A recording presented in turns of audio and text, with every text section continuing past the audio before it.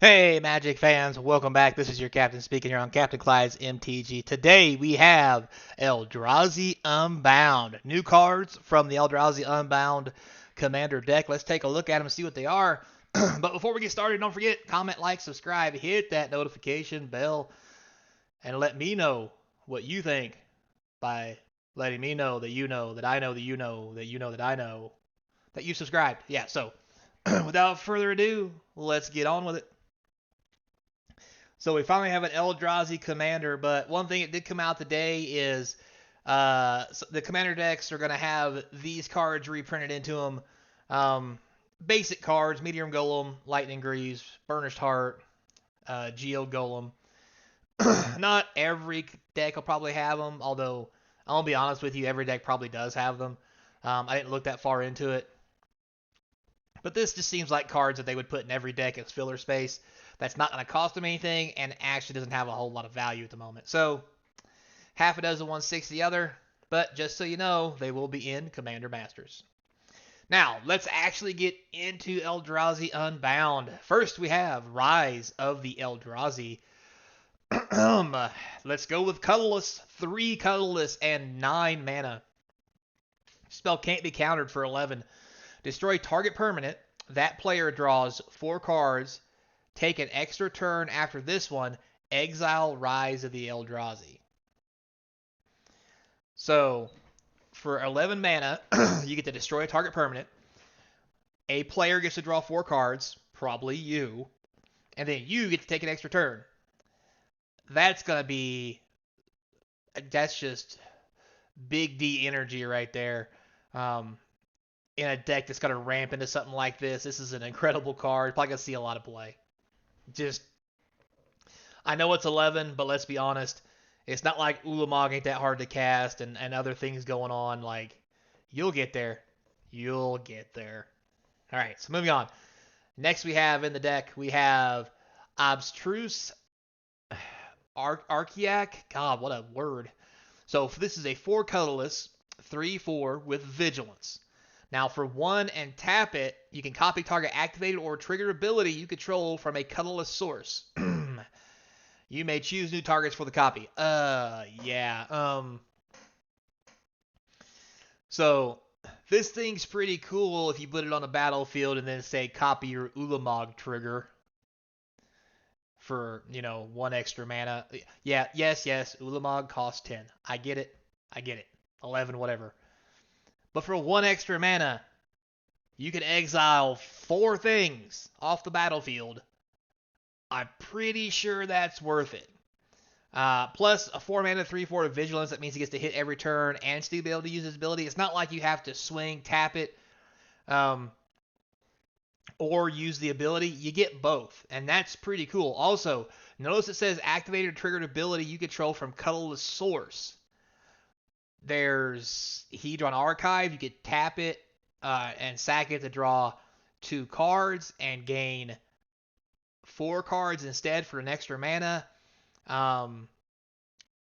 There's that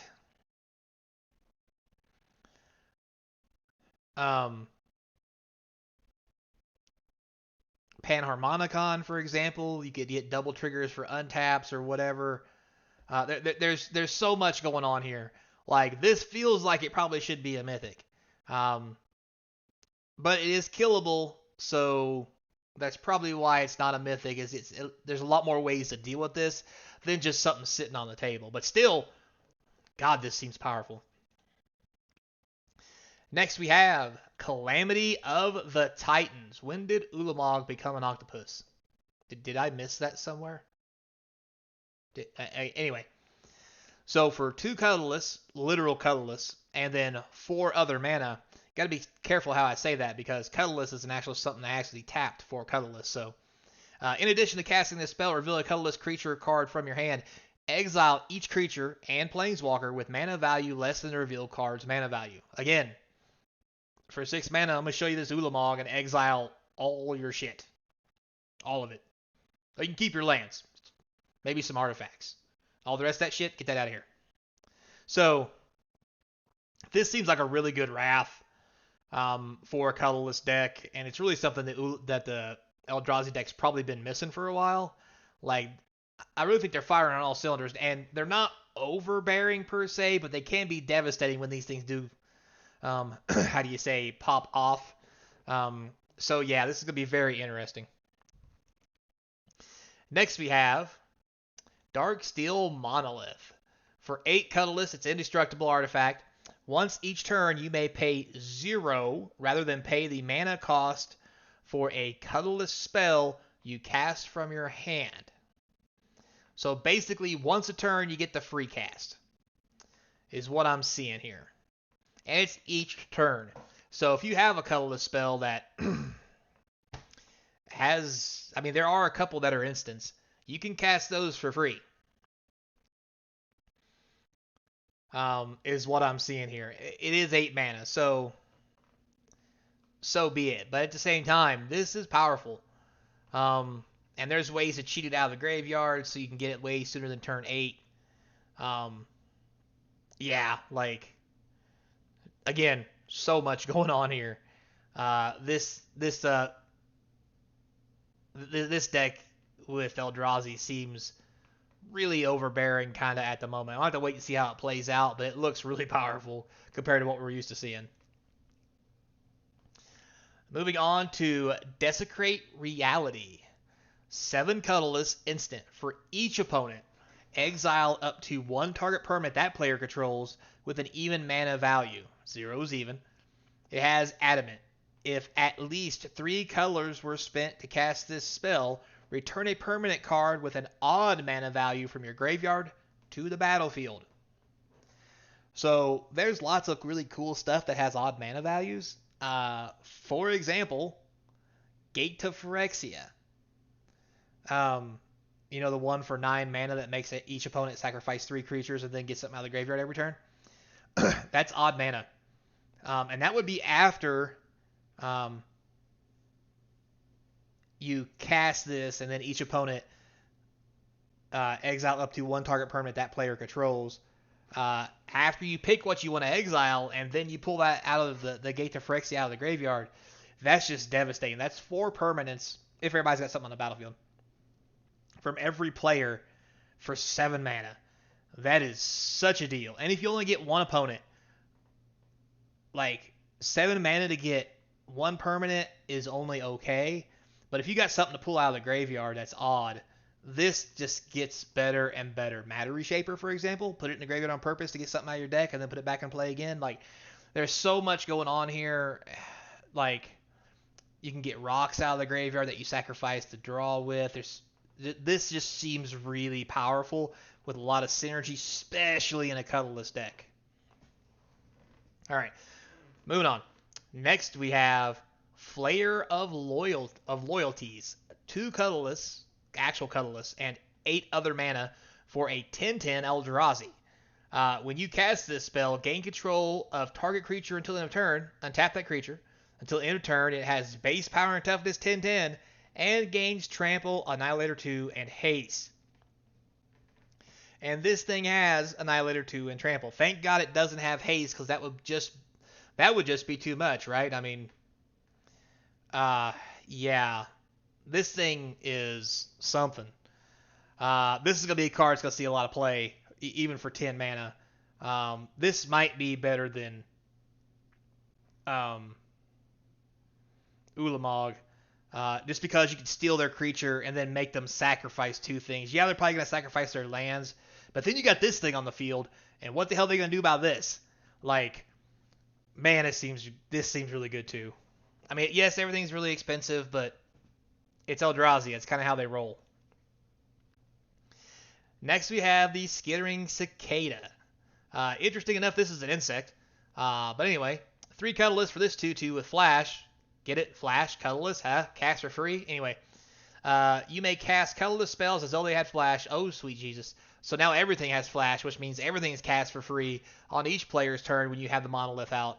Wow. Whenever you cast a colorless spell to the end of turn, Skittering Cicada gains Trample and gets +X/+X, where X is the mana value of the spell. Holy cow, is this good. Yeah, just cast your...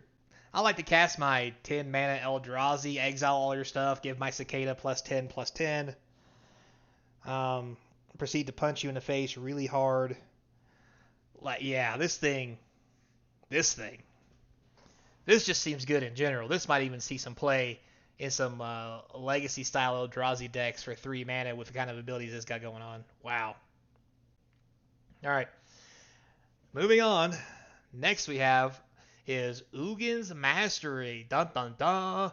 4 colorless enchantment. Whenever you cast a colorless creature spell, manifest the top card of your library. Sweet Jesus. If you guys don't remember, when you manifest, you put the card on top of your library face down as a 2/2 creature. You can turn it up any time for the cost of the actual card. Whenever you attack with creatures with total power 6 or greater, you may turn up a face down creature you control. Wow, is this good. This is a great way for the Eldrazi deck, for one, to put big nappies on the field and then flip them over. This also is a good way for other decks to put big nappies on the field and flip them over because it's colorless. Not colorless mana, just 4 mana of any color, and it's an enchantment. This is insane. This is probably something you probably want to put in the Enduring Enchantment deck. Just saying. This is going to see a lot of play in a lot of places. Wow, is this good. All right, and finally we have the Mythic. We have Omarthis Ghostfire Initiate. Interesting. So XX for a 0/0. So he enters the battlefield with X +1/+1 counters on it. So if you spend 2 mana, he's a 1. 4 mana, he's a 2. So forth and so on. Because it's, X once and then X the other. Whenever you put 1 or more +1/+1 counters on another colorless creature, you may put a +1/+1 counter on this card, basically. Okay? When this card dies, manifest a number of cards from the top of your library equal to the number of counters on it. Wah, wah, wah, wah, wah. So this is a walking ballista on crack that just throws everything from the top of your deck on top and onto the field as 2/2s.